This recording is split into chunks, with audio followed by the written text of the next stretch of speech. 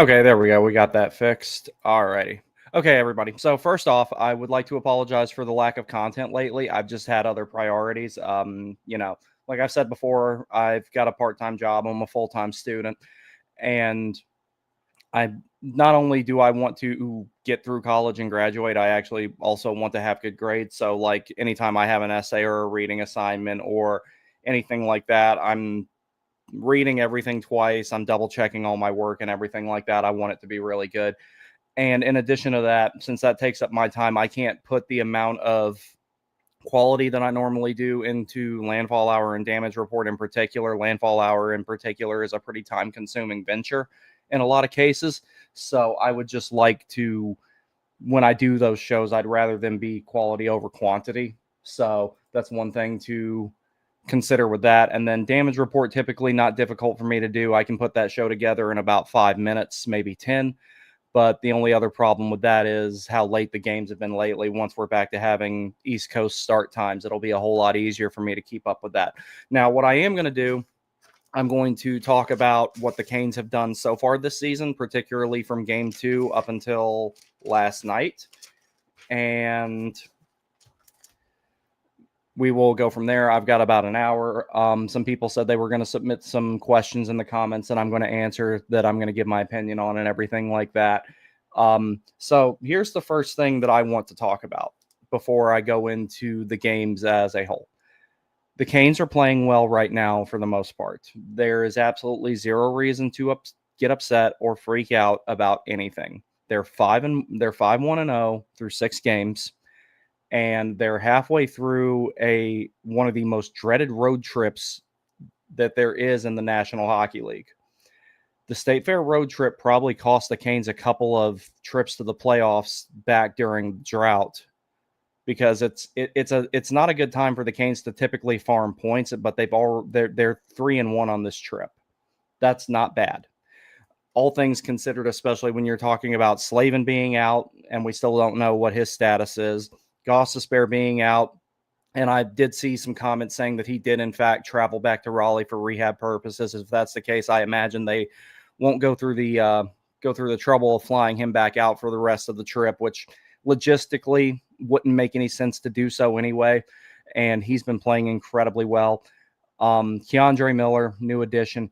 He's probably been Carolina's best and most consistent player, just to be perfectly honest. Like he's doing well, and I expected him to do well, but honestly, he's even exceeding my expectations right now defensively.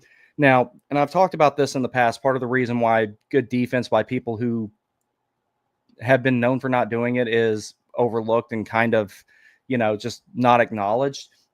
It's easy to pull up a clip of a goal because those are the most widely circulating clips of anything that happens in hockey. It's easy to pull that up and say, oh, look, this guy getting burned defensively, but nobody's taking the time really to clip the 5 or 6 good defensive plays they make before that happens. And you're occasionally going to get scored on no matter what you do. The same thing is true of someone who's as good defensively as Jacob Slavin is. But K'Andre Miller has been excellent so far. Offensively, he's meeting my expectations. Defensively, he's exceeding them, honestly. I did not think that his gap control would have already improved this much. Now, people want to talk about, well, the last 3 games were against, lower teams. The Kings didn't have Kopitar. Well, the Canes haven't had Slavin since the 3rd period of the game against the Flyers. So I'm not really concerned with hearing that particular argument. There's all that. Nikishin, the same thing goes for him. He is meeting about what I expected him to do offensively. He's exceeding expectations on the defensive side of the puck. And let's consider one other thing for those 2 guys. They've had different defensive partners already, and the defense rod tends to leave it alone and let it work things out. But he had to mix it up considering that Slavin is out and then Gostisbehere came out of the lineup. So those are things to consider, despite having that adversity of playing with a different defensive partner, which that is adverse circumstances. You get used to playing with a guy, and then next thing you know, you're playing with somebody else. A week ago, Walker was playing with Slavin and Key was playing with Chatty, and now they're playing with each other because of the necessary lineup changes that were made with the absence of Slavin and Ghost.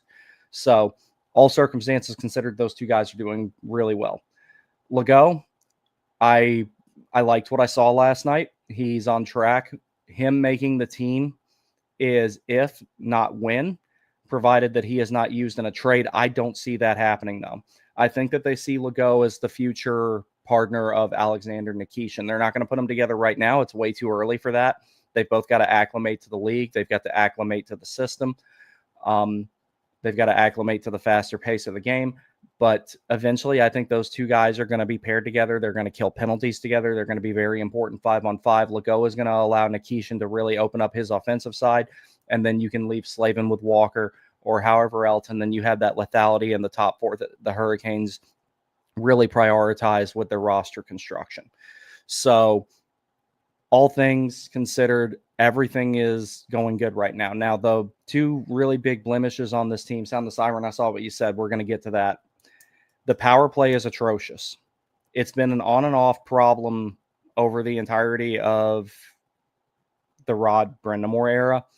It's not something I'm panicking about, but it is something that needs to get sorted out, because the last I looked, they're in 31st, I want to say, ranked in the league on the power play. So that's something that does have to get fixed. I'm not expecting it to get fixed while Gostisbehere is out of the lineup. Last season, the only reason the power play wasn't totally trash was because of Gostisbehere. He's the only reason it had any consistency and that it was anything above mediocre at any given point. So that's one thing. Nikishin, I think it's time to go ahead and integrate him into the power play. We'll see if they do that in the near future.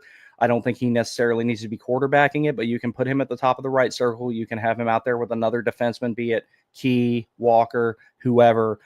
But as much as they love to shoot pucks from the point, and Nikishin has shown he can get those shots through, it would probably be advantageous to put him up there and just let him drop clap bombs from the top of the right circle and use that wicked one-timer that he's got, because he's averaging like 93, 94 mile an hour shots. So if he's on the power play doing that, eventually some of those are going to start going in. I think that the biggest solution to the power play in the meantime, especially while Gostisbehere is out of the lineup, keep it simple, get back to basics, fundamentals, foundational things that made it work before. Get those shots on net, and then you got a bunch of guys who are really puck hungry as far as the other guys on the power play. Ehlers is really good at getting below the goal line. He had his first point last night, by the way. We'll talk about that. Ehlers really good at getting below the goal line and retrieving pucks. Stankoven, if they end up being on the same unit, really good at getting below the goal line, retrieving pucks. Aho, very mobile, but he can also go to the front of the net and, play that grinder, crash, and bang type of game. Jarvis definitely needs no introduction in that regard. He's really good at working in tight. So you got a bunch of different options there. I do think that they maybe need to do a drastic shakeup of the power play units. Maybe you flip-flop Jarvis and Stankoven, for example. Not necessarily advocating that you flip-flop those two players, but just something to kind of really make a semi-drastic change to get that unit going, maybe. So there's that. There's a multitude of things that can be done there. It will get sorted out. It's nothing to worry about. So I've seen a bunch of posts today that are panicking over that loss. Every single time that this team has an off season, the expectations need to, the reset button needs to be hit with them. Now, for my track record on panicking versus not panicking about things, one of the first videos I ever made on this channel was after the end of the 22-23 season. That was around the time that I got started on here. And there were people saying that Aho wasn't going to sign and he needs to get traded and all this other stuff. And about 5 minutes later, he signed a sub $10 million AAV deal, which is a little bit lower than what I expected, because I was expecting him to clock out right at $10 million over the course of 8 seasons. He ended up going for 9.75. That's a good deal for him. And you're getting everything out of him that you want. When people say that there's not star power on this team, Aho is one of the first people that I want to point to. If you want to say that Sebastian Aho is not essential to this team, I raise you this question. Was Patrice Bergeron instrumental to the Bruins winning the Stanley Cup? Was Anze Kopitar instrumental to the Los Angeles Kings winning 2 Stanley Cups? Was Nicklas Backstrom essential to the Washington Capitals winning a Stanley Cup? Those are things that I would like for you to ask yourself. Now, out of everybody there that I just mentioned, none of them ever had 100-point seasons except for one exception. Nicklas Backstrom had 101 in the season that the Washington Capitals won the Cup. I believe it was that season. I know he exceeded 100 one time, but everyone that I just listed there, and Barkov is another one I'll list, never had a 100-point season. yet they were all very instrumental, all situation centers who brought really good 200-foot games to be able to help their teams. Aho is that guy. And guys who are in that category that don't put up 100 points a year, if you ask me, they're star players too. There is a lot more to hockey than points. People looking at it strictly through the lens of points or through the lens of offensive production, that's always kind of annoyed me. Sebastian Aho can go 3 or 4 games without a point, and he's still one of the most important players on the team because of how much he drives possession, how well he plays defensively. He kills penalties, and he provides a leadership element as well. You know, I know that there's a lot of discussion out there that it's time for Staal to give up the seat to Aho. That's not going to happen until Jordo is ready, because Rod's not going to take it away from him because of what happened to him with Eric Staal and Paul Maurice. And I understand that sentiment. Now, here's something that this is purely speculative on my part, but here's something that I absolutely believe about that. I think that since Aho has started wearing a letter, that his leadership role on the team has gradually been increasing over the course of the last few seasons, and they've always been planning on making him captain. The reason why I say that is the second season that Justin Williams was in town, when he was in Carolina the second time, they put Aho's locker stall next to Justin Williams, and that was not a numerical thing. That was not an accident. It definitely wasn't alphabetical. That was done with intent so that Aho started getting those things in his toolkit to eventually be the captain of the team. That will happen.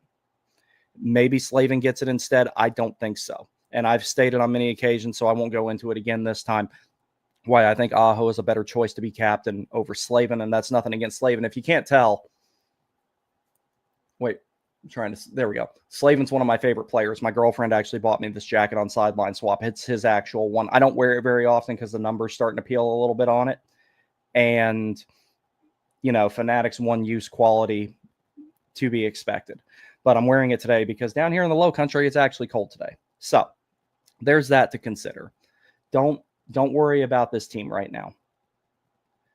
The saying that there's a lack of star talent on this team when Stankoven actually has a high enough ceiling to where maybe he could eventually possibly be a little bit of a player than Jarvis, I'm not worried about anything. I'm a little bit worried about the goaltending situation long-term because Freddie's not going to play forever. Brandon Bussey has looked good when he has played. He's looked very good. So as far as the short-term aspect of things, not worried about it. But there's definitely some things that need to be worked on, but this is absolutely no time to hit the panic button. The teams have been playing well. They played better last night in a 4-1 loss than they did in that overtime win against the Flyers. They had a little bit of a rough first period, but overall, the Canes did not play bad last night. Losing a game to a good team when you're down 2 of your top 6 defensemen, one of them being your best shutdown guy and your top penalty killer, the other being your top power play quarterback, offensive defenseman who's also playing incredibly well defensively, you know, that's stuff that you don't really need to worry, or those are the type of losses you don't need to worry about, especially after you won 5 in a row. No NHL team has ever gone 82-0, and they never will, especially next year since it's going to 84 games anyway. It's never going to happen. And then when the Canes do lose to bottom feeder teams, is it annoying? Yes. But to quote my good friend Matthew P., who I've had on the channel several times, he made a really good point one time after I got pissed off after Carolina. They beat Chicago one night last year, and I was kind of like, that was a sloppy win. That shouldn't have been that hard. And he made a good point. It's the NHL. It's not the NBA. There's a lot more parity in this league than there is in any other professional sport by far. You know, you can look at the MLB, for example, and, you know, you can have surprises. Like I wasn't expecting a Mariners and Toronto ALCS by any means. If somebody had told me that back in April or May, I would have been like, you're high. But that's what happened. So occasionally you do see things like that, but a lot of times you can narrow it down to 5 or 6 teams at the beginning of an MLB season, and usually you can pick out a World Series winner out of those. That might not happen this time because the Dodgers were definitely one of the favorites. Same thing with football. You know, it's like you can kind of go into any given game and probably have a really good idea of who's going to win. Hockey is very much a pinball machine. You never know what you're going to get with a lot of games. So there's a reason why trap games are so, you know, prevalent in hockey, is because of how close the sport is. A part of that's because of the salary cap. Part of that I would say the biggest part of it is because the talent level of the average player has increased so much over the last decade to 15 years. I remember me and my friend Anthony were sitting there watching the World Cup of Hockey back in 2016, I believe it was when they had it. And him and I were sitting there saying, like, this is what the entire league is going to look like in, a few years. And lo and behold, that's where we are. So there's that to consider. It's like, for example, if you took Wayne Gretzky or Mark Messier or Mario Lemieux in their prime and you drop them in the league right now, even with modern gear, they'd still be great players. They'd still stand out, but they wouldn't have the impact on the game that they had when they played, even accounting for the differences in the rules, the differences in how they're enforced, and all that type of stuff. I saw that, Smokey. None of that Bill Peters stuff in here. But there's all kinds of things to consider in regards to that. So Canes are in a good spot. Overall, power play does need to get fixed. Now, as far as looking at players in isolation who need to be better, there's really only one that I feel the need to talk about. And it pains me to talk about this because I like the kid. Now, before anybody says anything else, if you're new here, I'm actually a very avid defender of players. A lot of people want to ship people off to China way before I do. You have to really, really, really piss me off consistently for a long time or do some really a lot of boneheaded things in a short window for me to give up on a player. That being said, taking into consideration the adversity that he has faced in his career, Andrei Svechnikov is not playing well. And I hate saying that because I like him. I like everybody on this team. The last guy that I didn't like on this team got promptly traded after the playoffs, which I'm very grateful for. So there's that. But I was noticing in particular last night, I took a very, very close look at Svechnikov. There were some situations where normally where he's moving his feet, where he's finishing hits, where he's going to the front of the net, doing all the things you expect a power forward type of player to do. There's times where you're expecting him to do that, and he's not doing them. There was one particular sequence last night where someone on Vegas had the puck below the goal line. And it's a situation where 9 times out of 10, he finishes that hit. If he doesn't finish the hit, his feet are still moving. He loops back around the net and gets on the back check or goes to the front of the net, whatever the situation dictates that he needs to do in that case. And he just kind of glided into the position and then slowly went the other way. Now, that could be injury related. He could have something bothering him. Excuse me. If that's the case, then he needs to be scratched. Let whatever is bothering him injury-wise heal up. Get Bradley Nadeau in the lineup. It's a good time to maybe start introducing him to some NHL action. Nadeau's shot makes him a top 6 forward, or a projected top 6 forward, I should say. And that's someone that you could put in the lineup in Svechnikov's place, shuffle the lines up a little bit. And speaking of shuffling the lines, one thing I want to give Brind'Amour a lot of credit for. So last night, that second period, when they came out, I was expecting the lines to be different, and they were not. He let them work through stuff. That was a time, or there was a time a couple of years ago, or maybe even as recently as last season, that maybe they would have a period like that wasn't bad, but maybe he would shake the lines up to try and get a spark, and I often didn't agree with him doing that. Last night, he did not change the lines going into the second period, and I think that was a good decision by him. So there's a lot of people who think that I'm a Rod Brind'Amour hater, and nothing could be further from the truth. Like, the thought of him not holding up a cup again, this time wearing a suit, it's a thought I can't stand. So he didn't change the lines up last night coming into the second period. Good decision by him. Let these guys work through it. And as a result of not changing up those lines, Ehlers did eventually get his first point. I was hoping when Aho shot that puck that was Carolina's only goal, I was hoping maybe it went off at Ehlers, because if you guys saw the thing I posted the other night where I said Ehlers is going to get some BS goal that goes off his shin pad and goes in and then go off, that was what I was hoping happened in that situation. Now, another thing that I have to talk about with Aho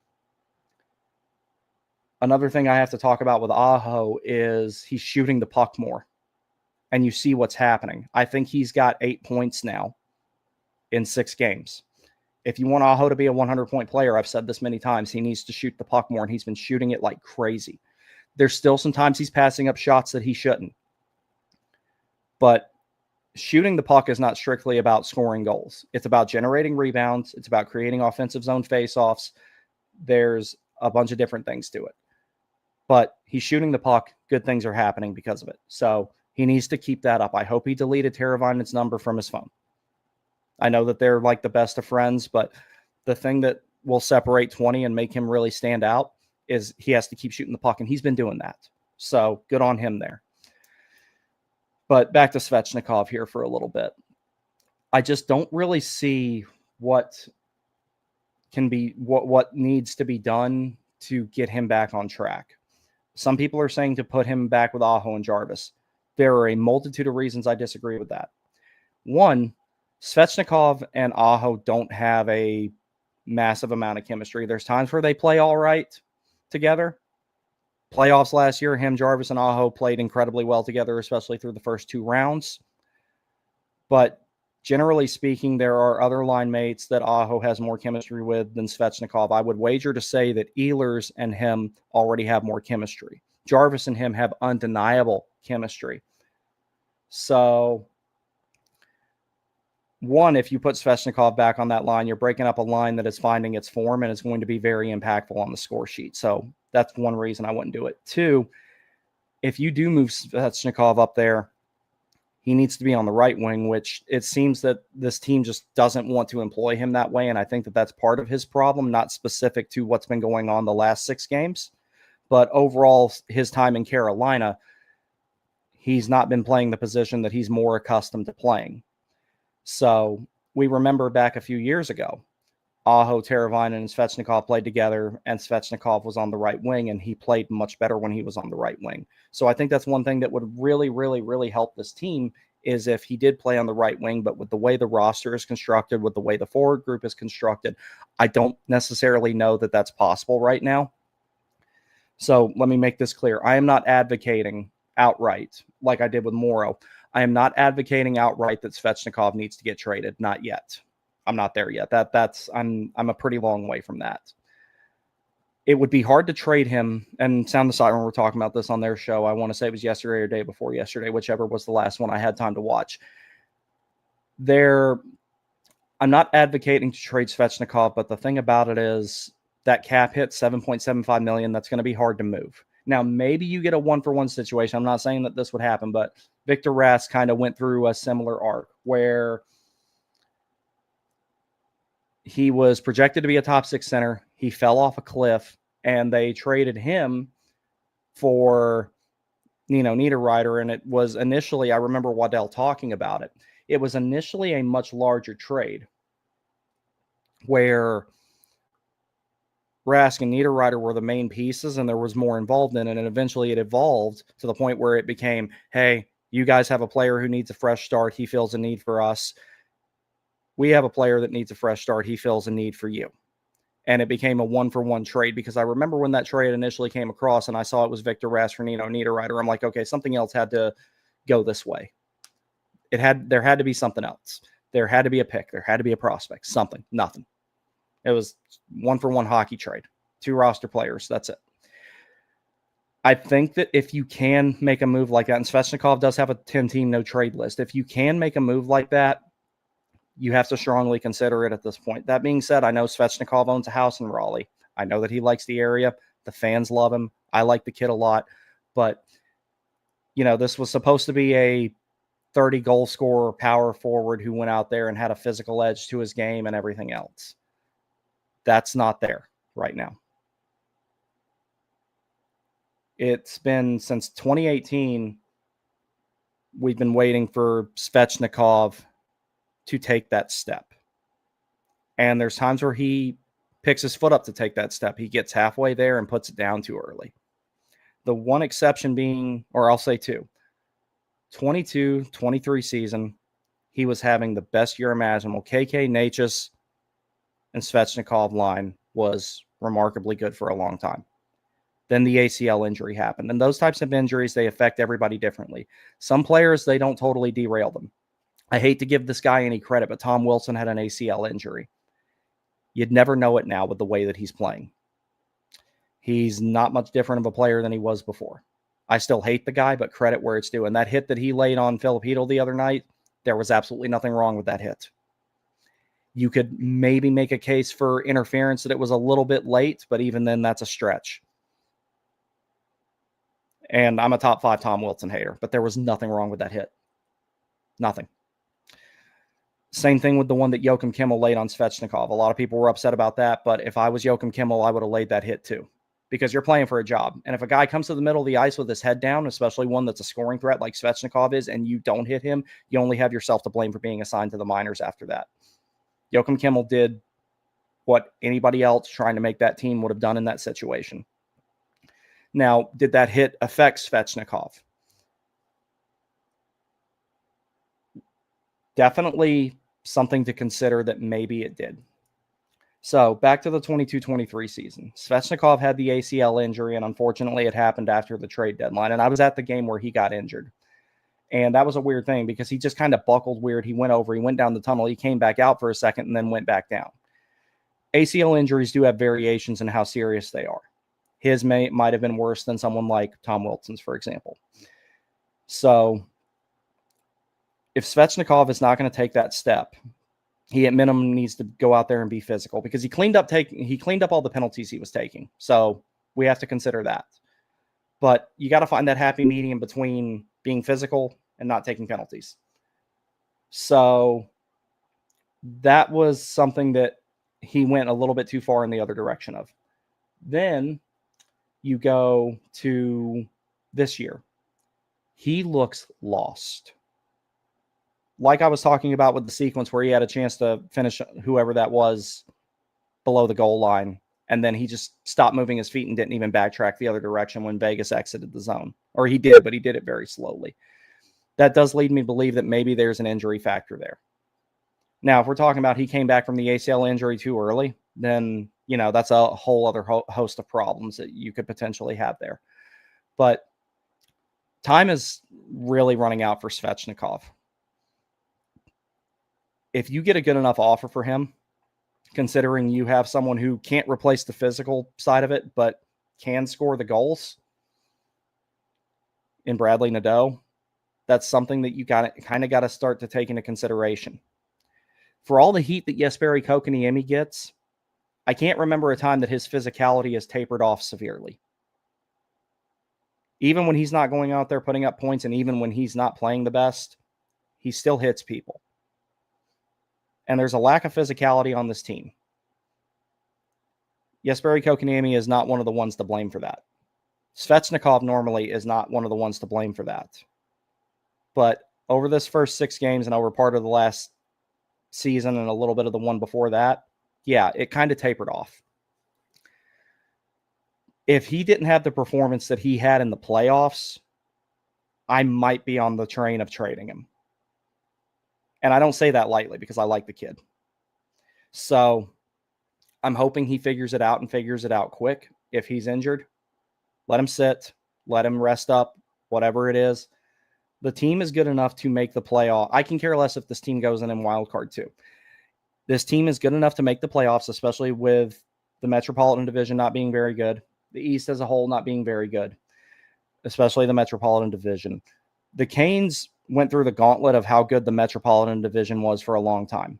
They played against the Islanders when they were still really, really good. Prime Crosby, Prime Ovechkin, the Rangers. There were 4 or 5 teams. The Flyers were making the playoffs every other season. There were 4 or 5 teams that were always able to push Carolina out of being really relevant in the Metropolitan Division. They managed their assets well. They bided their time, and they were patient. So they have earned being in a substandard division now.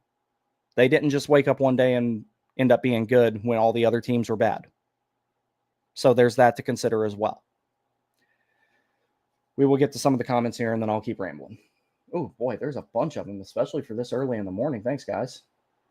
Skylark, what's up, dude? All good, buddy. School comes first. Yeah, I'm the stuff I'm going to school for. I'm going to try to be a information assurance analyst, and it's a lot of stuff. It's a lot of information.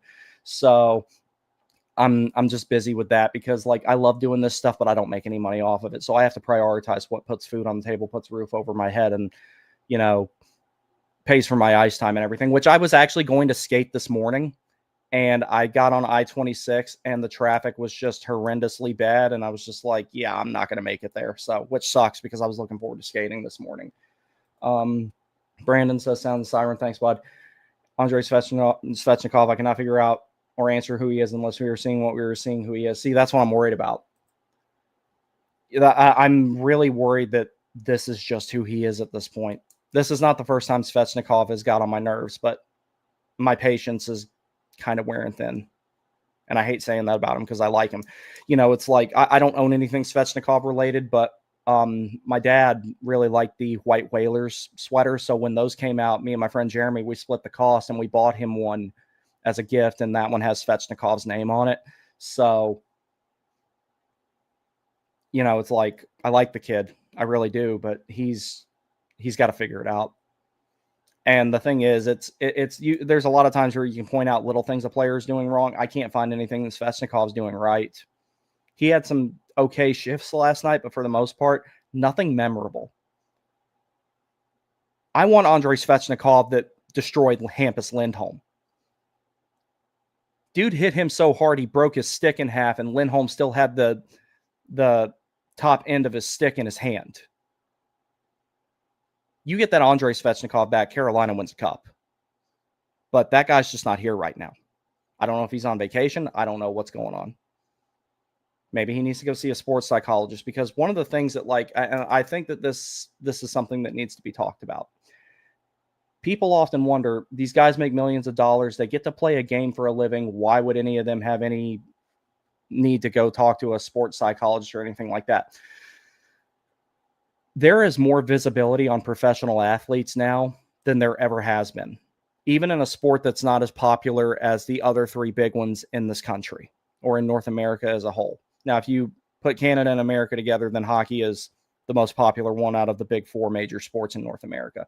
But if you're looking at the United States in isolation, which has a much larger population than Canada, there's more visibility on athletes now than ever.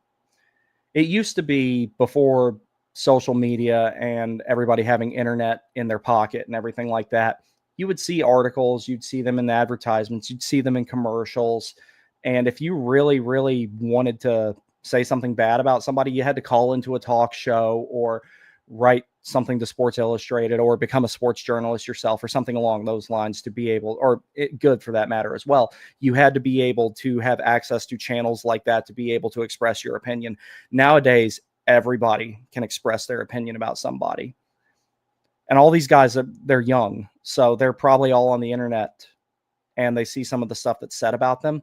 And it's said oftentimes by people who never in a million years could do their job, couldn't even do close. A lot of the people who criticize hockey players wouldn't make it in the leagues I play in. And trust me, I don't play in anything particularly difficult. There's this perception that all these guys, and some of them do, they shouldn't, but some of them do. There's a perception that all these guys go out and play, and then immediately they get undressed, they go out, they drink, party, bang a bunch of chicks, and then wake up at noon the next day and get ready to do it all again.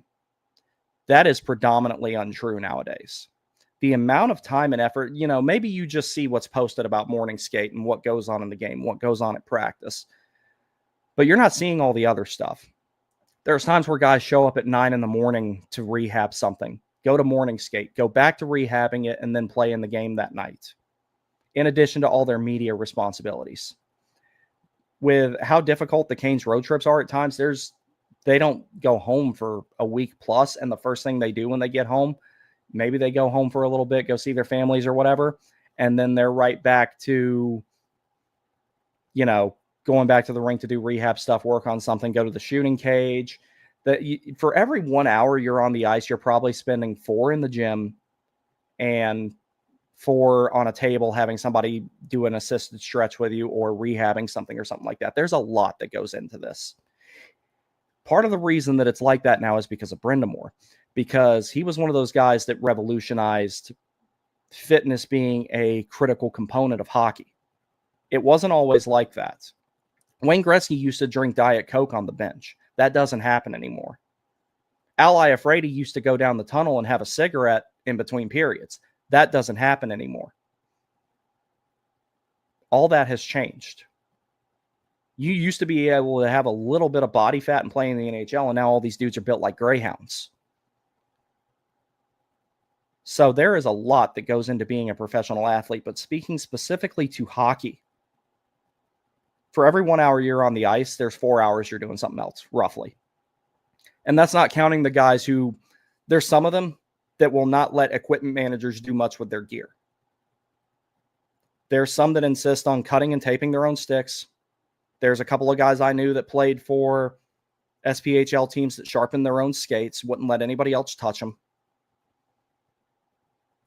So you only see them for 2.5 hours every other day or so. So on average, 6 to 8 hours a week, you see your favorite players playing. That is a fraction of the amount of time that they put into this profession. And yeah, maybe you make millions of dollars, but when you make a lot of money or you're in a position of authority, power, all that stuff, that, as the old saying goes, heavy lies the crown. So yeah, you have all that money, but with money comes scrutiny. And that's part of the reason that so many people are down on Svechnikov right now. So I understand why the modern environment, it's taken a toll on their brains. I totally can see why that's happening. Now, I think that maybe a lot of them just need to log off and stay off the internet, but staying off the internet now is difficult because it's how you keep up with life. You know, when I was growing up, you watched the news at 9, 10 o'clock whenever it came on. And this was before the 24-hour news cycle became a mainstream thing. You read the paper in the morning, whatever, and then you went on about your day. We're also interconnected now. And especially when you're talking about younger guys, like they're online a lot. And one other thing back to talking about the lifestyle of players when they're not at the rink.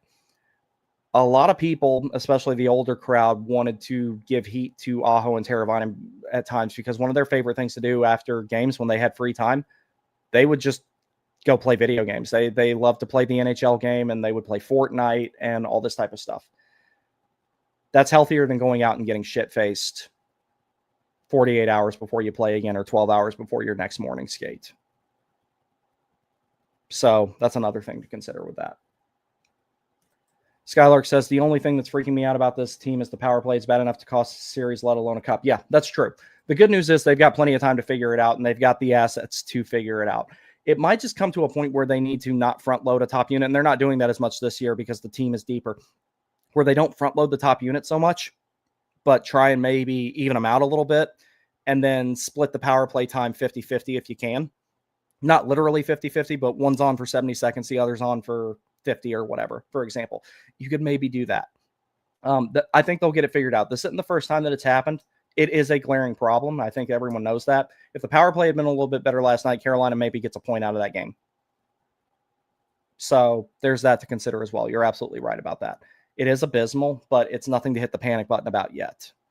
It is a problem. Sounds, yeah, there it goes. Sound the siren says, you just stole my thunder, but they need to be more active, in my opinion, move feet, quicker puck movement. Yeah, they definitely do. And last night, maybe attrition and fatigue is a factor halfway through a long trip. And the schedule this year is very, very condensed, just like it was last season, because you had the week off for the Four Nations tournament. You've got 2 weeks off for the Olympics in February. So there's that.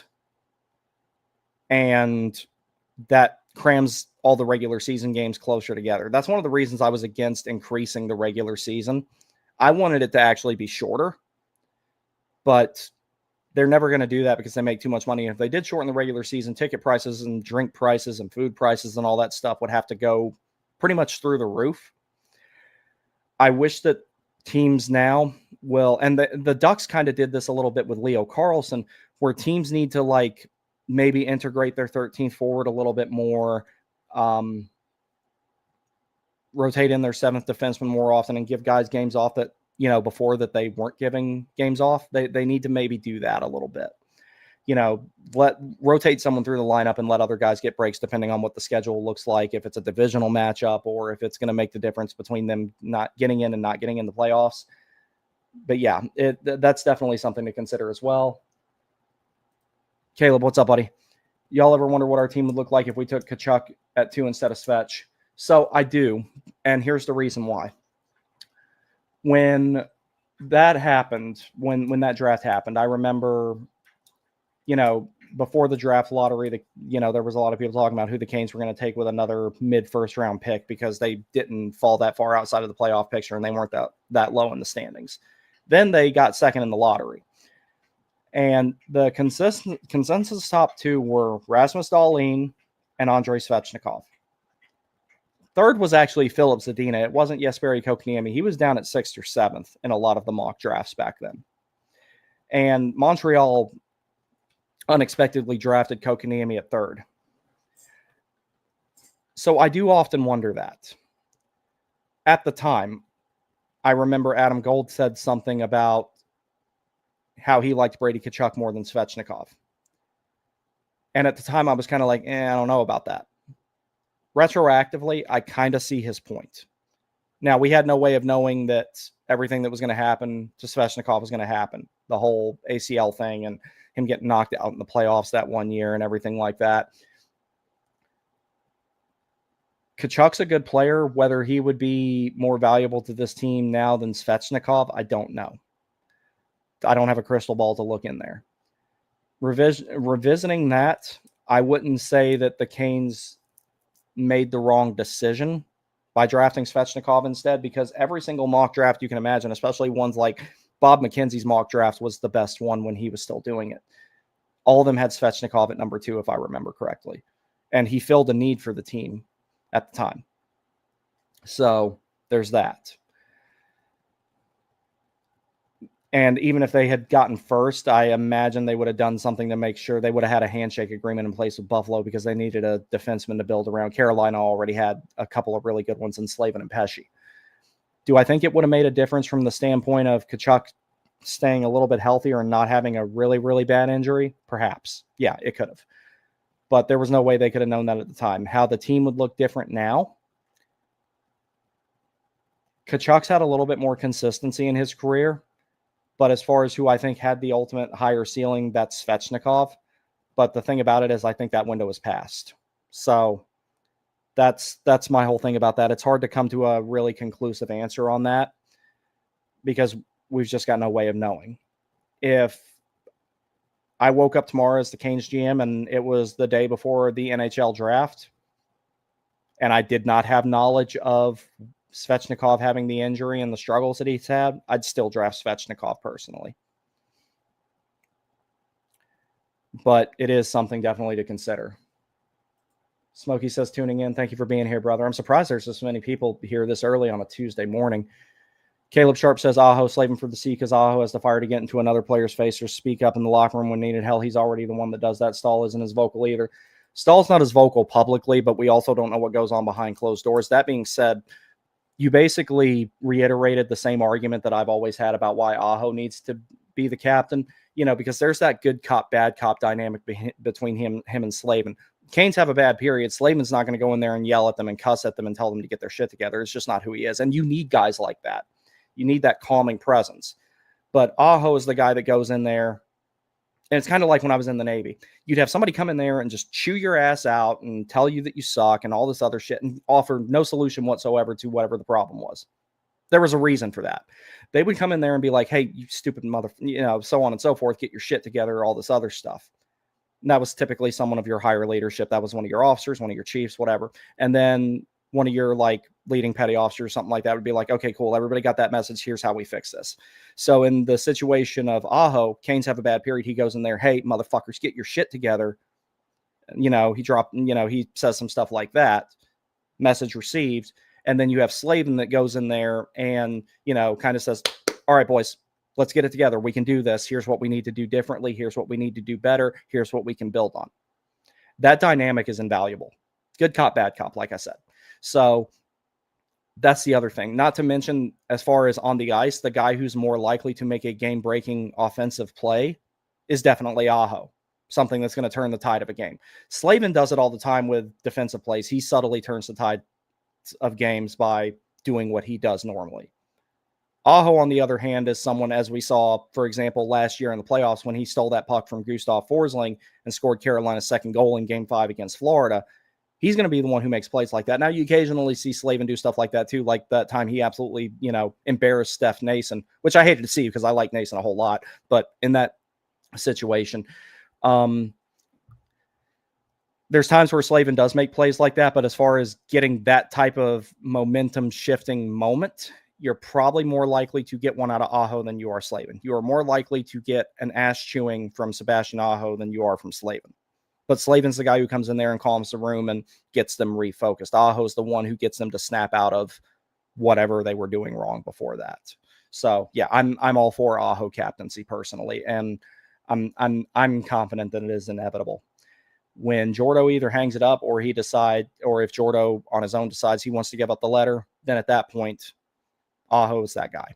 So Aho's a little bit more vocal in the media as well when he's pissed off at the team. So that's the other thing to consider with that. Sound the Siren says, anyone panicking either doesn't remember the dark years or has been in our fan base for less than 7 years. Those are very distinct possibilities. And, I know which post you're referencing. Like, I couldn't even reply to that guy because I've never even interacted with him and he blocks me. I don't know what his deal is, but, and I don't really care, honestly. But the thing about it is, it's like, okay, these are things that have been noticed for years. And like I was saying at the opening of the show, every time that there's an off season, there's a little bit of a reset button that you have to hit. The expectations have to be managed for a little while until you figure stuff out.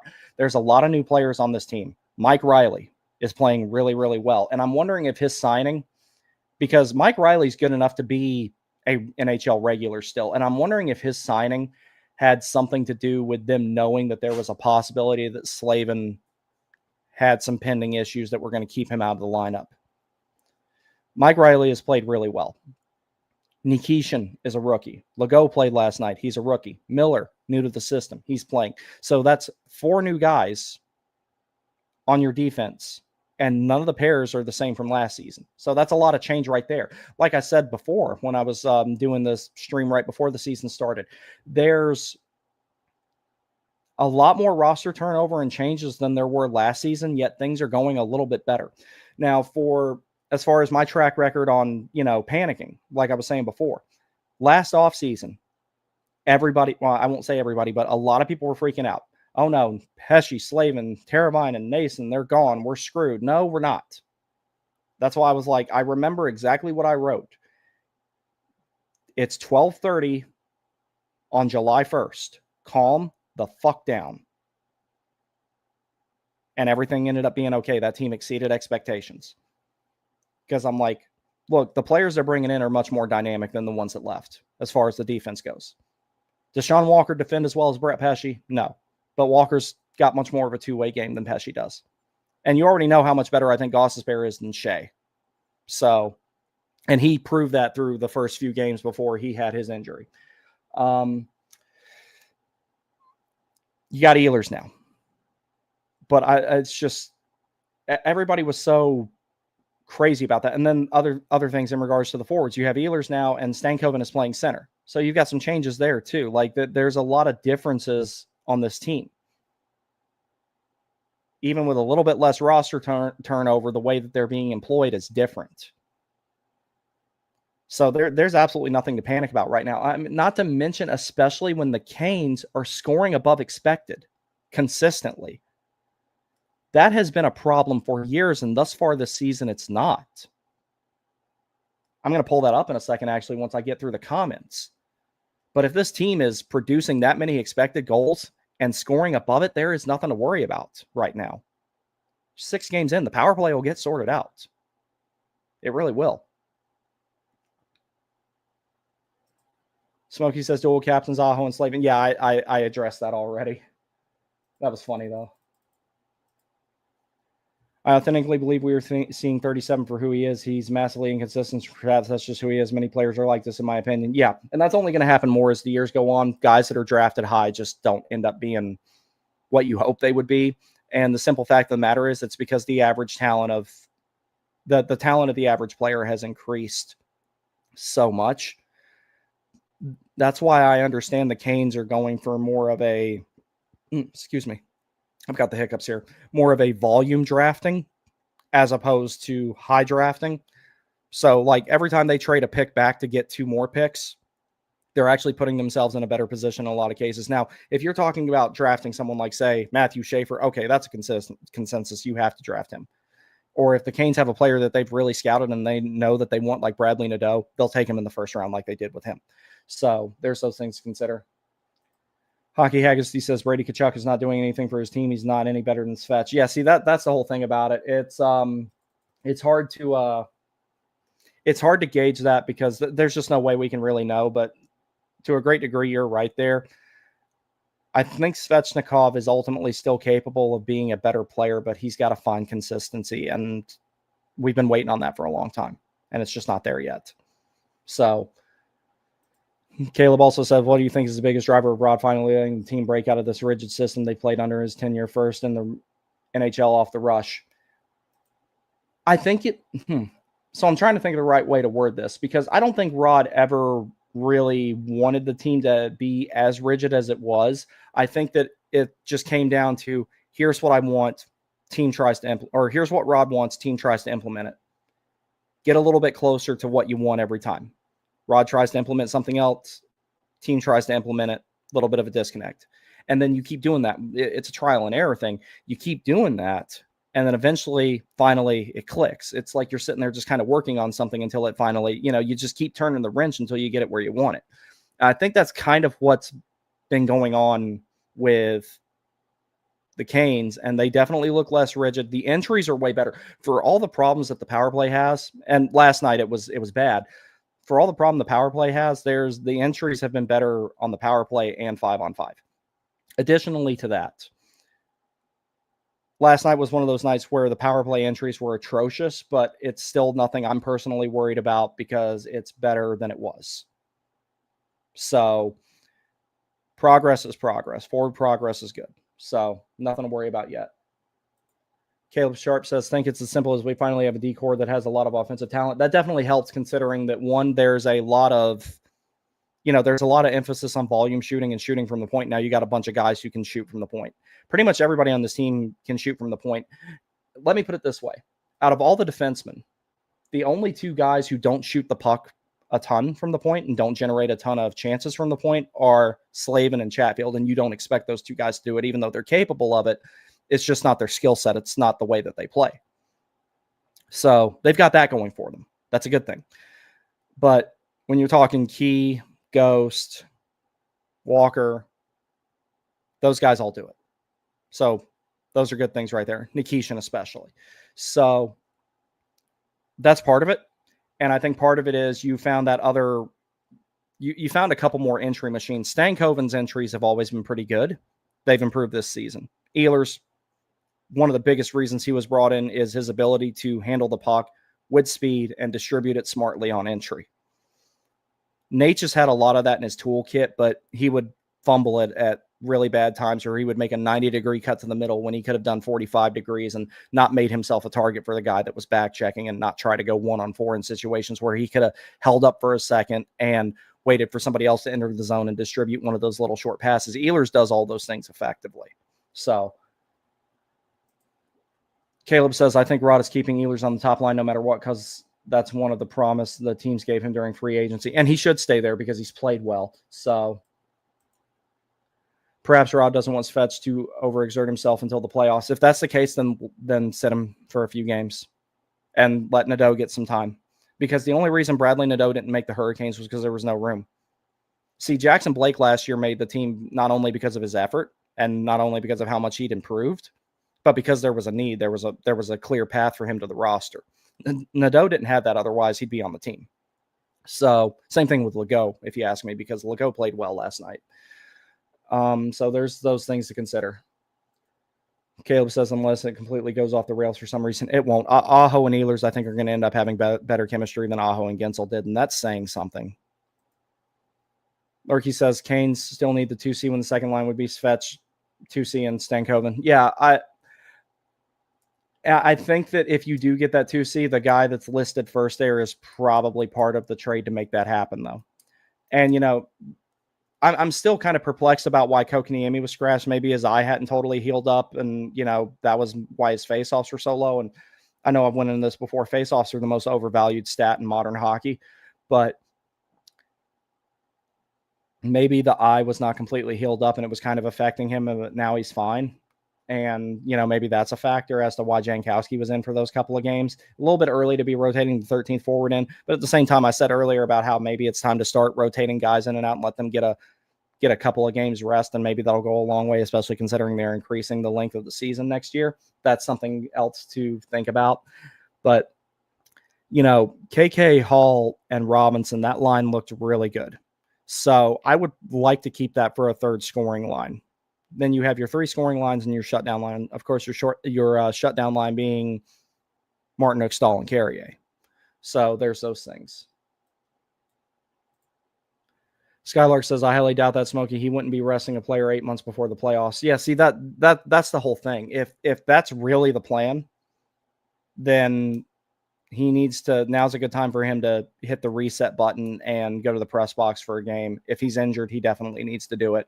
And, it's like, who you would put in the lineup. More than likely it would be Nadeau. So that would be a good time to introduce him to some NHL action. And plus, top 6 forward comes out, top 6 forward goes in, so Nadeau can play the role that he needs to play, because Nadeau playing in the bottom 6, he's not going to be effective with his skill set. He needs to be with guys who can distribute the puck to him. At a minimum, he needs to be with KK. The only downside of putting him with any combination of Stankoven or Blake, that line would be kind of small. And you don't want to break up Aho, Jarvis, and Ehlers. So how they integrate them, I don't know, but who you would bring up. You would just have to change the lines a little bit from there. But the top one shouldn't change. Martinook, Stahl, and Carrier shouldn't change. Brigham says, need to find a way to get Shane Pinto out of Ottawa. I don't know if they'd give him up, honestly, because he's really good. Haggerty says Kaprizov was a 5th-round pick. Just saying, that is true. That's one of those things. It's like, where you draft is becoming less important now. It's about who you draft and what you can get out of them and how well you can develop them. That's far more important now than draft position. That's why you see the Hurricanes trading back so much now, is it works. So let me see something here.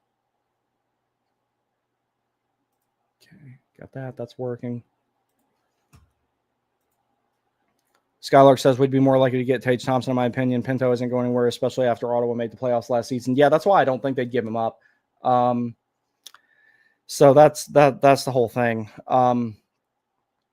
Tage, Carolina probably has a better shot at, unless Buffalo starts really winning, which I don't see happening. He says we will have Serato and Nadeau on the same team soon. That will be pretty insane. There needs to be some size in the lineup, though. But make no mistake, Serato is nasty. Like, people want to say that he's a McKenna merchant. No, McKenna is a Serato merchant right now, because I've watched a lot of those games lately. That's whenever I've not been watching the Canes, Penn State's what I've been watching. Now, that won't be so much the case because the SPHL is starting up and I want to watch the marksman. But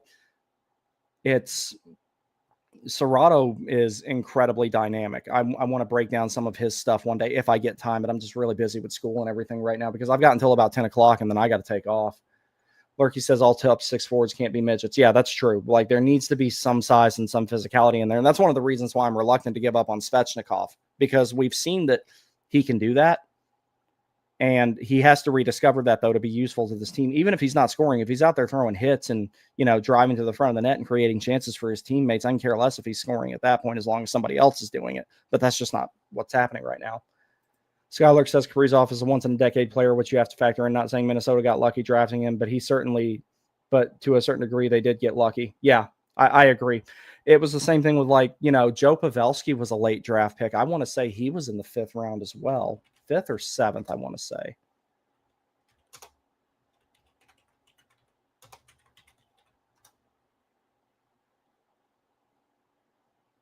Yeah, Pavelski was drafted in the 7th round, for an example. And the Canes are good at drafting later picks and making them into something. Pesce was drafted higher than Slavin, for example. So Smokey says ACL hurts Svetch hard. Yeah, I'm wondering if that's still affecting him. And like I said, it affects different players differently. It doesn't, there's varying degrees of how severe that injury is. And then there's a varying degree of how well they heal from it. That's what sucks about it.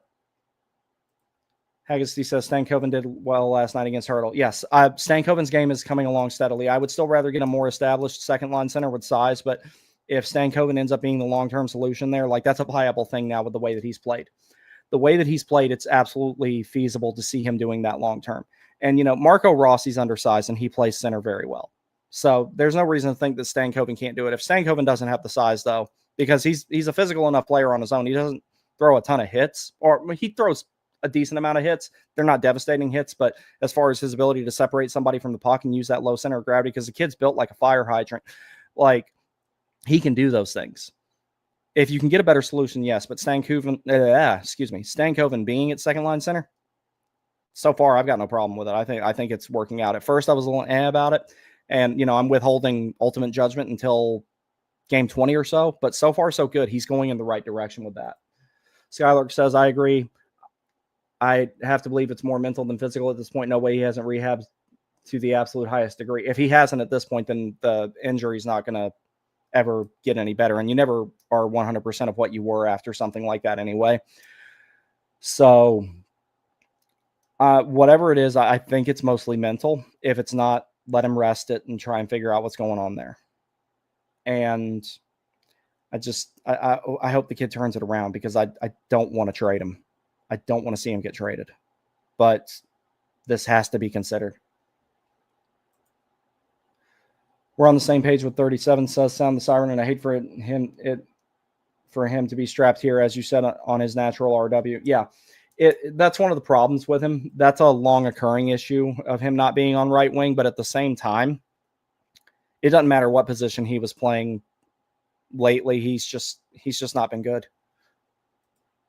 Smokey says it was strange for Spez too, because it looked like a run on the ice that hit him. Yeah, that was the weird thing about it. It's just, I remember it's like he went to cut, he buckled, he fell forward in like a frog-like position. He got up a little bit slow, went to the bench after he skated a little bit longer, went to the bench, went down the tunnel, came back out, took a lap during the TV timeout, if I remember correctly. I'm pretty sure that was him, because I was just coming back from the bathroom, because I want to say that was during the second period, and I just couldn't wait anymore. I was sitting near the top of the lower bowl, so it was easy for me to run in there and out. And then he came back, and then he went down the tunnel again. So I don't know exactly what occurred in that situation, but like I could tell that it wasn't good. I was hoping it wasn't anything that bad. I was hoping maybe he just bruised it really bad and it's swelling and he just needs to sit for a game. And then the next morning it turned out being the ACL thing. And for anyone who thinks that Svechnikov isn't passionate about what he does, I remember reading something where he got a second opinion and then they determined that it was in fact an ACL tear. He got a second opinion, and that Waddell was still the GM of the team at the time. And he called him and he was like apologizing to him about it. And it's not like the kid went out there and meant to do that. Like, he cares about what he does for a living. That's where I'm like, I'm not going to give up on him yet. I'm going to be the last person alive defending Jesperi Kotkaniemi, and it might be the same thing with Svechnikov.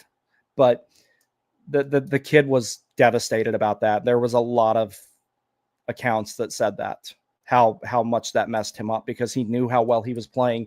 He knew he was going to be an essential piece to that team in the playoffs. And I think maybe it's hanging over his head that maybe things in 22-23 would have been different if he were there. He was that impactful then. And we saw last season how impactful he can be.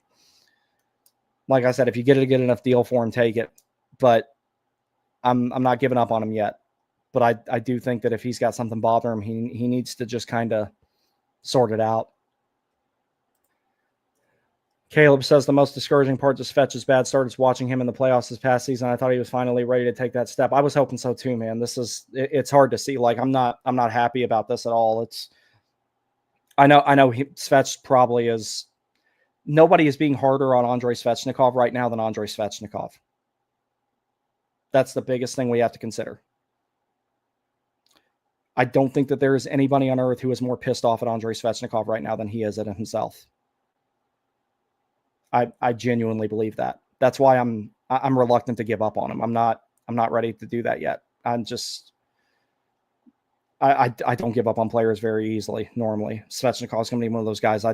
It's going to be a while before I just give up on him. I can't. Just out of the simple fact, I know that he's got the attitude. He's got the right attitude.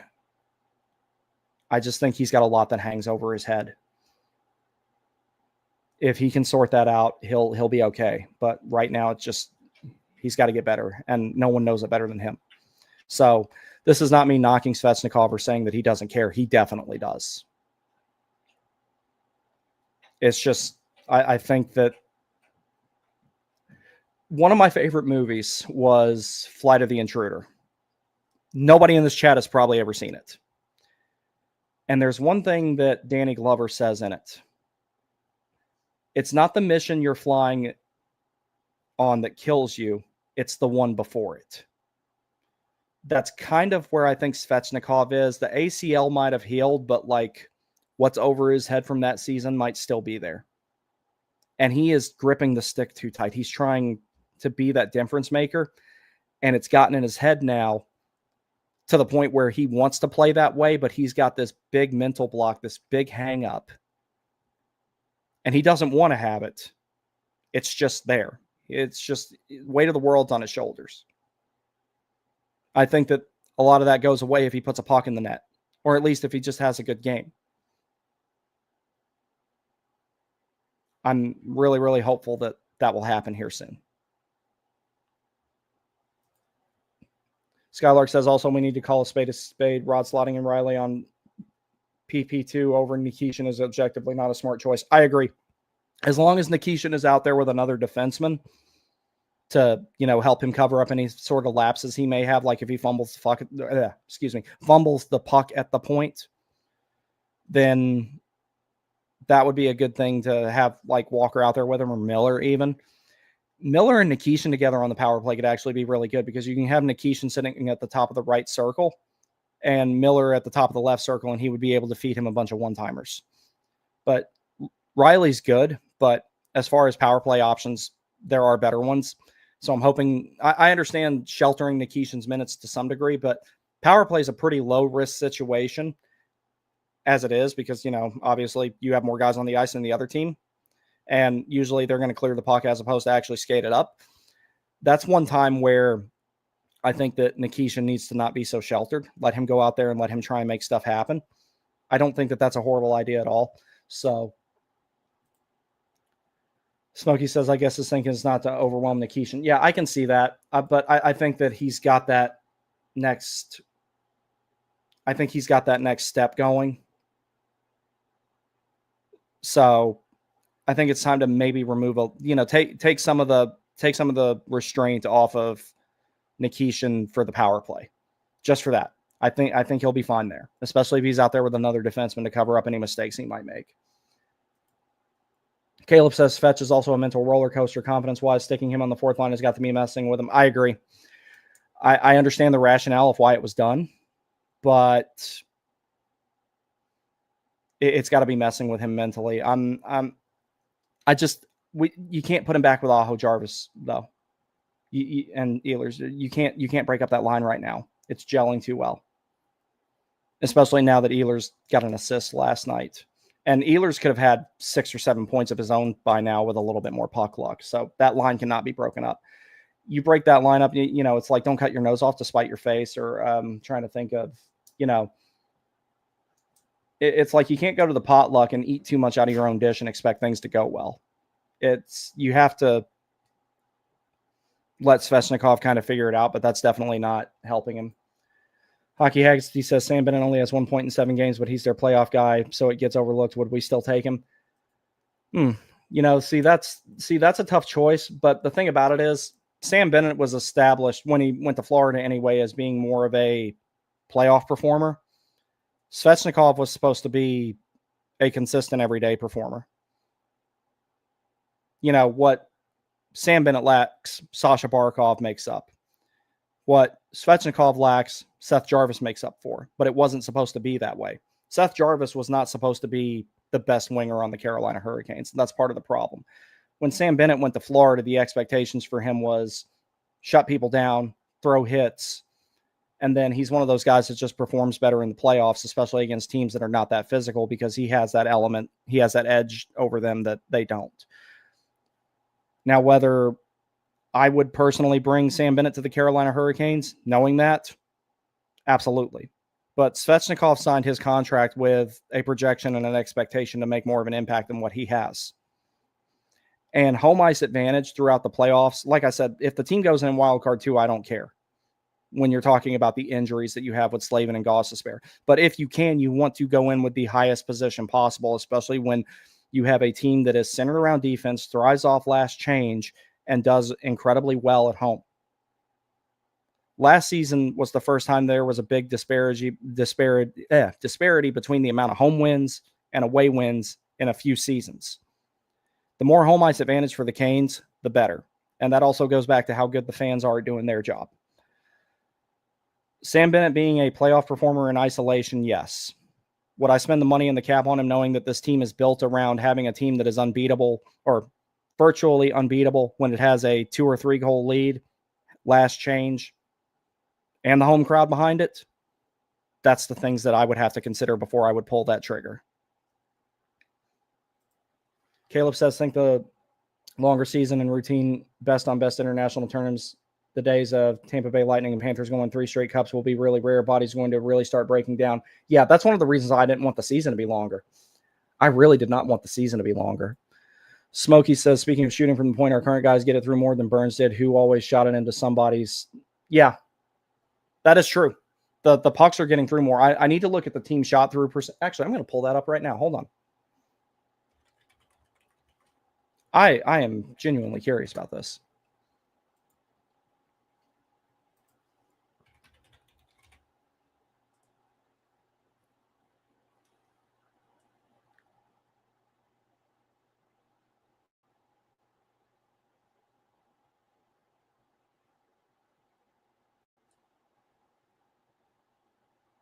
Okay, I don't think Hockey Reference lists shot through percentage as a team stat.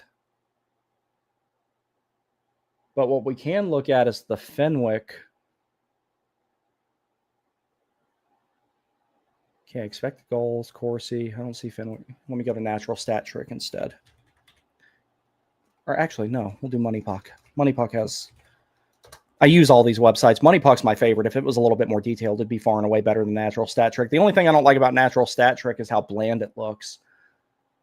All right, let's see. Teams. 5-on-5 regular season, shot attempts, unblocked shot attempts.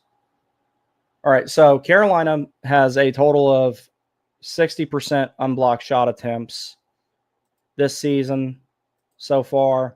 Last season, it was 57.85. So as they acclimate, that could get higher.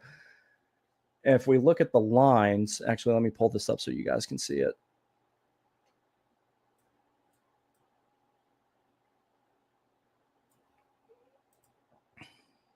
I can't wait till I have a second monitor. This will be a lot easier.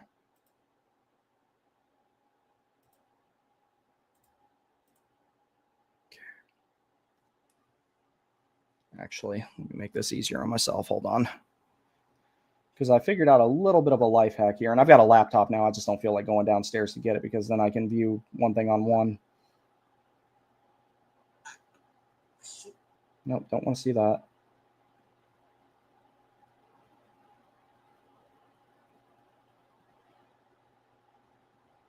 There we go. Okay, cool. Because basically I can just pull it up on my phone and then that way I can keep track of what I'm doing. All right. Let me mute myself here so that I'm not double listening. Okay, cool. All right. So that makes it a whole lot easier. So let's see. Defensive pairs. All right.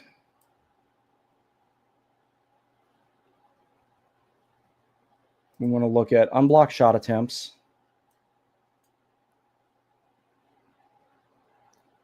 Okay, so Miller Walker, 62.2%. Gostisbehere, Nikishin, 70%. All these are good except for Nikishin Chatfield. Like, that's pretty good.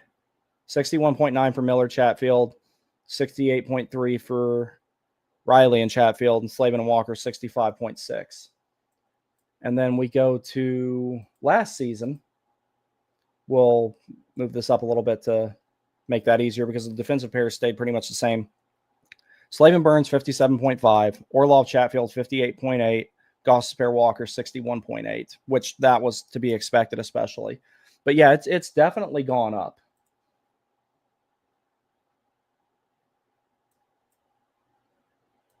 Yeah, it's absolutely gone up. And that.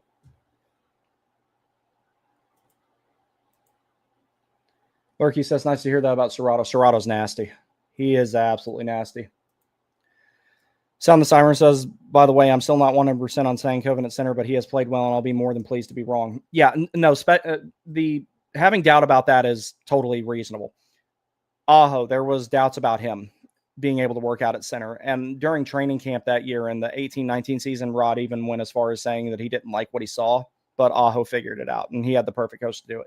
Nate just never figured it out. I know that I was banging that drum for a long time saying to try Natchez at center, and then he went to Colorado, and that experiment didn't even last a period. So Caleb Sharp says Pinto also has 2 years of team. Let me go back to this for a second. But he's making progress. There's steady growth there, which is the biggest thing that you want to see. So that's the good news there. Caleb Sharp says Pinto also still has 2 years of team control. He's not going anywhere, considering that centers are at a huge premium. Yeah, especially if you're a top 9 center, and he's a top 6. So Lurky says, I just think he was better on the wing and could still be a nice backer for the center position. That is true. Lurky says, no panic, Canes will win the whole East. Yeah, and see, the cool thing about that is the Canes being better than every team in the East with all the circumstances considered, injuries considered, and everything. The West is going to be a dogfight. So the Canes having the ability to farm more points and maybe even win the President's Trophy, which I'm not a firm believer in the President's Trophy curse. Like, I'll give you an example. Let's just say it's, you can make it like NHL 26 franchise mode or something, where you can make it like NHL 26 franchise mode or something where you can turn injuries off and not allow trades. The team that wins the President's Trophy more often would win the Stanley Cup. It's just, you have the dynamic of, yeah, a team does really well in the regular season, but doesn't perform so well in the playoffs. And two of the big factors in that are, one, what happens at the trade deadline, and two, who got injured. So if those weren't a factor, and if fatigue wasn't a factor, you can throw that one in there as well. The team that wins the President's Trophy would win the cup a little bit more often, if you ask me. Smokey says, I appreciate you looking up the shot through percentage. Oh, you're welcome, buddy. While we're at it, I want to look at something else since I've already got this pulled up.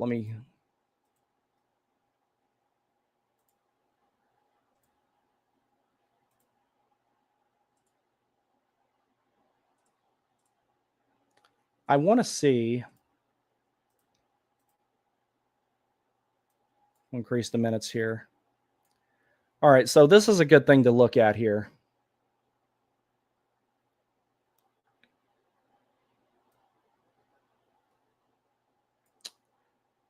Expected goals, 57.7 for Ehlers, Aho, and Jarvis. Goals, 55.6, 5 goals for, 4 against. So for a line that's just starting out, that's to be expected.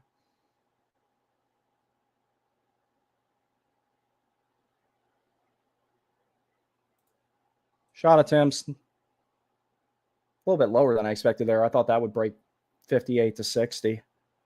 Still really good. And then unblocked shot attempts, because I'm looking at Ehlers, Aho, and Jarvis in particular. And then let me lower this a little bit more. I want to look at... Here's... no, that's not the one. Where is it? Robinson, Kotkaniemi, Hall. Second highest expected goals percentage on the team. And then when you look at the goals percentage for that one, 3-4-1 against. I don't understand the rationale of breaking that lineup. I really don't. I don't get that. I think that line should have stayed together. Because when you put Taylor Hall in there, that adds that lethality to the bottom 6. And that's where I want him to stay. It's not because he's not good enough to be in the top 6. He makes the bottom 6 lethal. Caleb says, thought Jarvis was talking about Burns shots from the point was hilarious. Said the boys used to give Burns shit about peppering them with shots from the point. Jarvis was just joking, but truth to every joke. Yeah, that is true. Skylark says the weird thing about Stankoven at 2C is why the Canes didn't just go after Marco Rossi around the same height as Stank and proven to be proficient at the position. I wouldn't be surprised if they didn't go after him, honestly, and they just didn't get a deal done. You know, the joke is the Canes are in on everybody, but to a degree, it's pretty true that the Canes are like always trying to go in on somebody because they have the assets to trade. They have the cap space. As far as competitive teams go, nobody has a better prospect pool and I'm talking strictly about teams that are contending. Nobody has a better prospect pool or more cap space amongst the contending teams in the Hurricanes. So like they're in a position to make a move. They're probably constantly trying to. The other side has to say yes. And even if the other side does say yes, the league can veto a trade. They did that with the Derek Brassard trade to Pittsburgh a few years ago. They had I don't remember the details of the original deal, but the league stepped in and they're like, yeah, no, this isn't happening. And they had to change some stuff around. So that doesn't happen very often, the league vetoing trades, but it can happen. And in a way, it's a good thing because it keeps a lot of parity in the game, keeps things about as even as you can have them. Caleb says Stank at 2C over Rossi because Stank was free and we already had a surplus of wingers. Yeah, that was the other thing. If the internal hire aspect with Stankoven works out, then, you know, that's ways you can improve the team in other places. And yeah, the Canes do have a lot of cap right now, but Stankoven's extension kicks in next year. So does Blake's. And then Legault, if he were to make the team the next couple of years, that's something else you have to project out for. Nikishin, if he keeps playing the way he's playing, he is going to get fucking paid. If they signed him sooner rather than later to save some money, that would be great. But like if the kid's waiting until because, you know, he can't be offer sheeted because he's an exclusive rights free agent. Walt Ruff tweeted something about that one time. Then, you know, he has no reason to sign right now. It would be in the best interest of his paycheck to just wait. Now, if the Canes can get it done sooner than that and save themselves a little bit of cap, so be it. But if Alexander Nikishin doesn't sign until after the season's over, I don't blame him. I really don't. If he keeps playing like this, he's going to get paid. He might be the first guy on this team to actually break a $10 million AAV. Lurky says Tulsky is targeting a bigger fish. Possibly. It's early. So, and they've got the assets. So we'll see. And then, Nadeau, when eventually he's going to get an extension, then that's going to kick in. So it's not just about the cap space they have this season. They have to project out, especially with like, you have an idea of how much the cap is going to go up, but you don't know an exact number until after the season's over. Skylark says, how would you feel about the front office signing a star goaltender as opposed to a legit 2C? I'd rather have that. Just to be perfectly honest. I would take that 10 times out of 10 over having another center. The reason why I say that is Freddie's not going to play forever. If they extend him again another year after this, because they have to, I'm totally all right with that, you know, health considered, and he's playing well. Like he had a save of the year candidate last night. And then you look at, let's see what time it is. I only got a few more minutes. You look at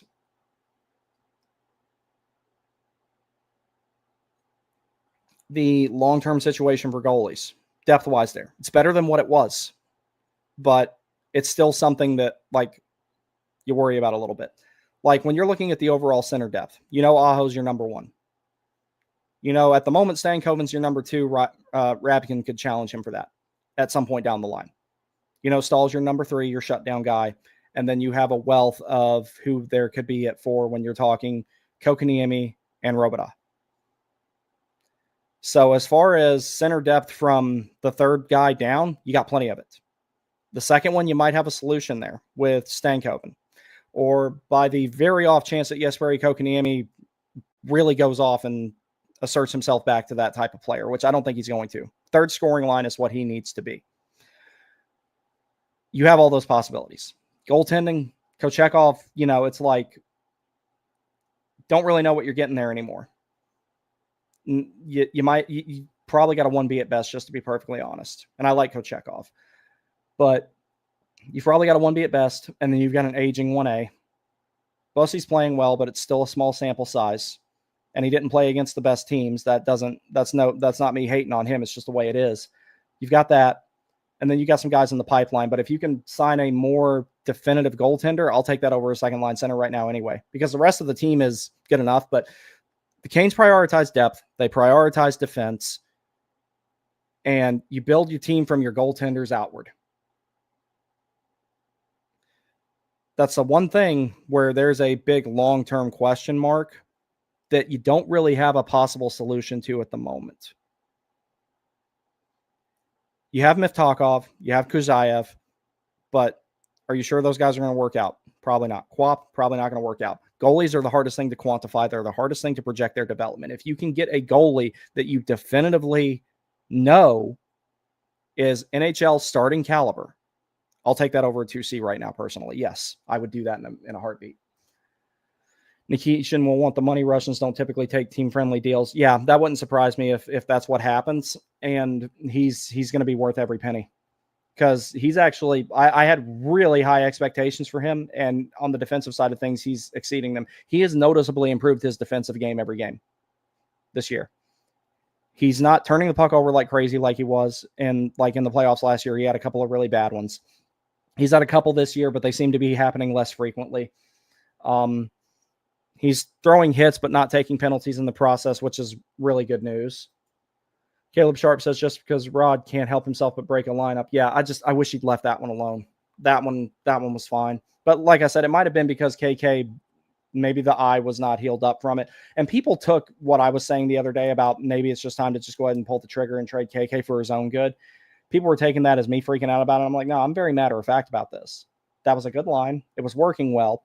And scratching a guy over a 36% face-off percentage over 2 games when they have the highest goal differential or goals percentage and second highest expected goals on the team at this point, even though they only played 2 games together, just that doesn't make any sense to me.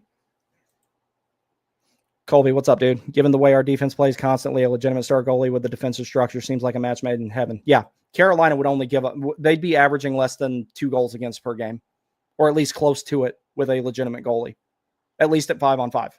Like goals against per game at 5-on-5 would be 2 or lower if they have a long-term solution in that. That's not to say Freddie's not good. It's just every time that,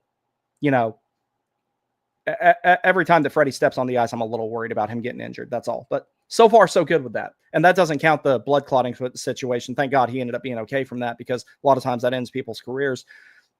But I'm not counting that one, but I'm just talking about standard sports injuries. He has been prone to those in the past. If he's healthy when the Canes play the Rangers in 21-22, Carolina probably wins that in 7 games. That and score one damn power play goal. One.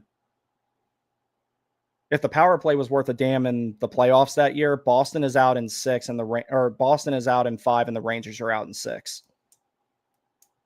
With or without the goaltending. Lurky says KK and Blake out, so they will have a lot of cap space for next season also. Blake's not going anywhere, not with the way he's playing. And I posted something about him last night, how I like some of the improvements I've seen from him.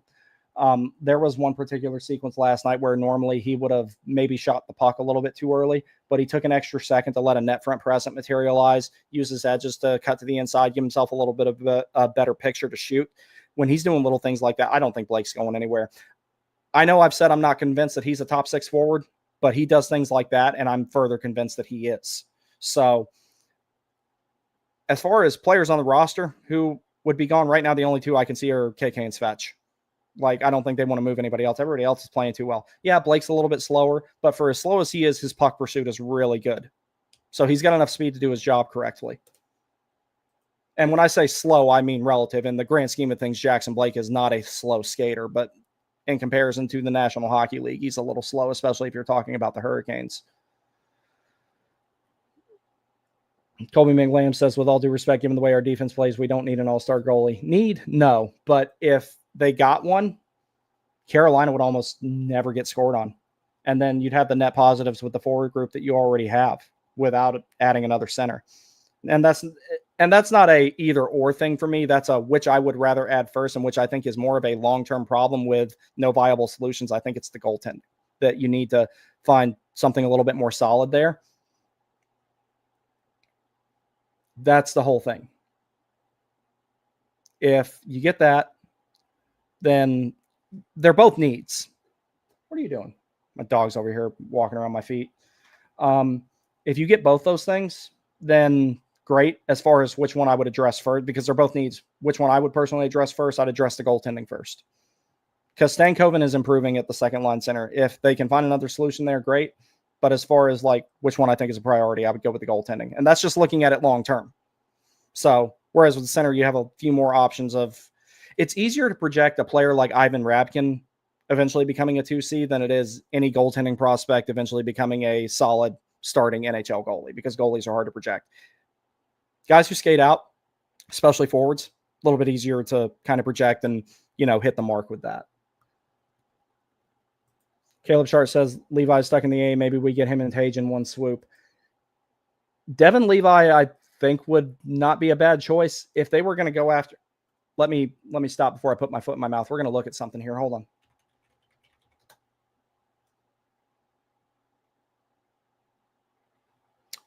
Let's see.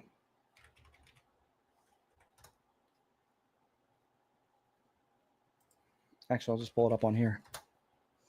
And I'm going to do last year's lines. Oh, wait, no. I want to do last year's just because bigger sample size.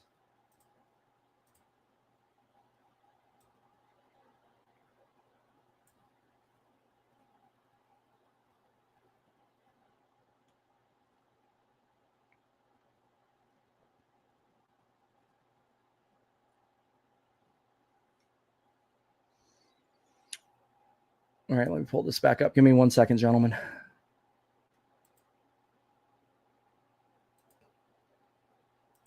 Because I got about 5 to 10 more minutes, and then I gotta get going.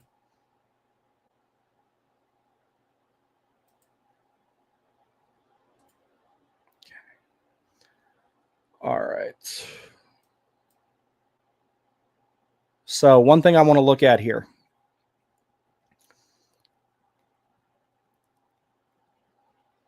This is who I'm looking at, just to be perfectly honest with you.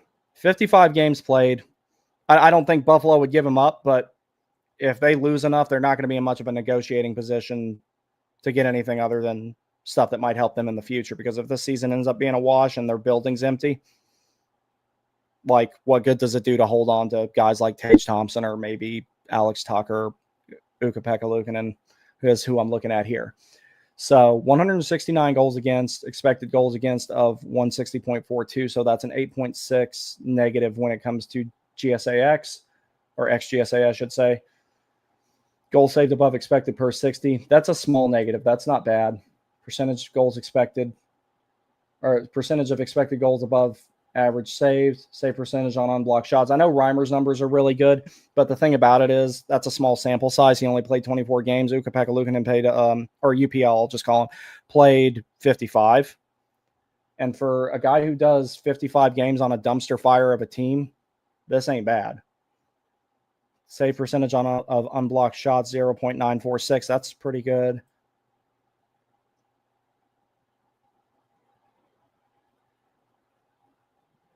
Expected save percentage on 9.49. So it's a little bit lower there, but it's still pretty close.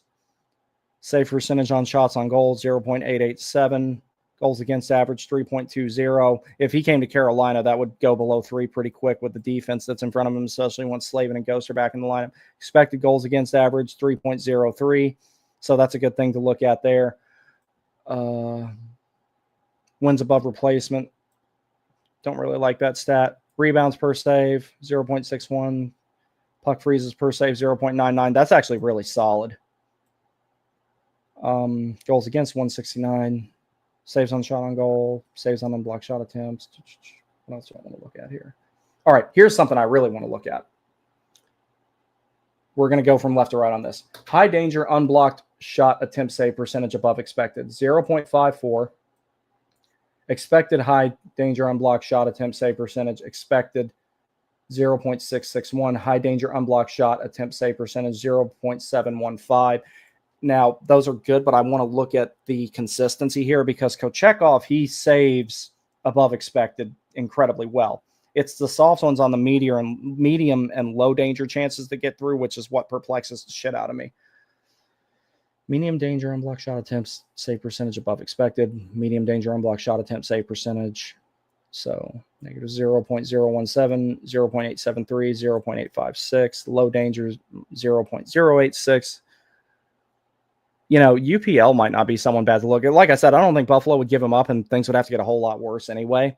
But they do have Levi in the system. And if they see him as their goaltender of the future, then maybe you can get UPL.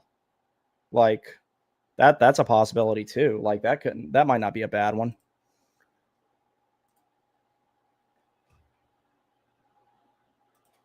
Caleb says Canes traditionally during this era haven't been very motivated to adjust the roster in season either, so can't see Svetch or KK being moved now, much less both of them. That is true, but at the same time, it's like, let me remove this.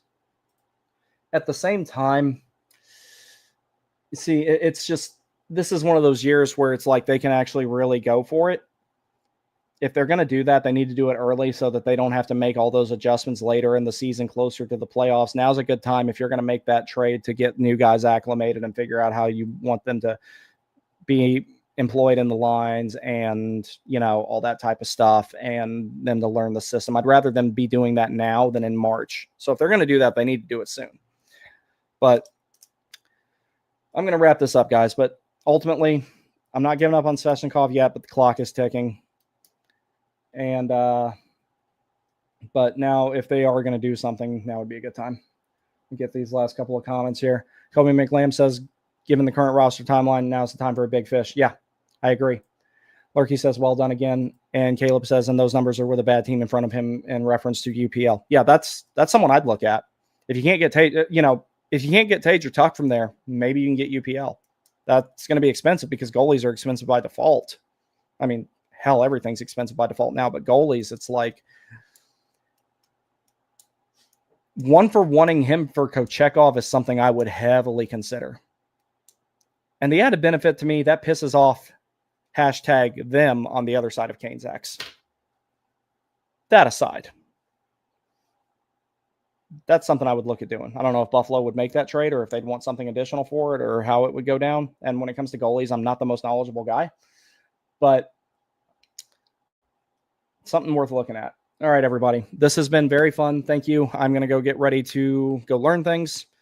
I will try to stream again starting next week when the games are at normal times again. I just got to prioritize my schoolwork, my gym time, and my ice time because like I've lost a lot of weight and like let me make sure my dog. Hey, watch out! I don't want to hit you with a chair. Thank you. But yeah, like this jacket, it was crazy tight on me a few months ago, and now it's like not at all. It's like nice and loose everywhere. All right, guys, this has been fun. Thank you very much for joining me on this Tuesday morning. I hope you all have a great day. I will see you again soon.